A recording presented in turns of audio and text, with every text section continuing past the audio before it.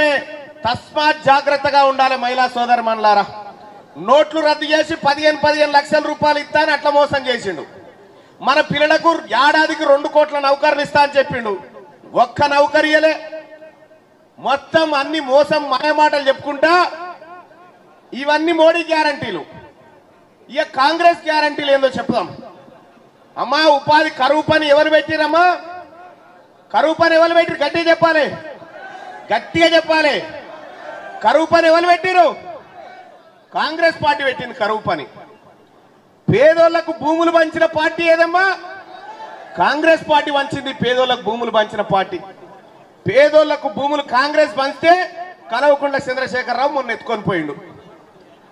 ఆ ధరణి అని బతుకున్నోళ్ళనే చంపి ఒకని భూమి ఒకని పేరు మీద ఒకని పేరు మీద. మొన్న మా మార్నింగ్ న్యూస్ లోకి వచ్చిన ఒక ఆయన, సార్ నేను చచ్చిపోయిన సార్ అని. చచ్చిపోయినోడు ఎట్లొస్తారు రాబాయ్ అంటే, నన్ను చంపిరు సార్ ధరణిలా, ఇగో కేసీఆర్ చంపేసిండని వచ్చిర్రు అతనికి.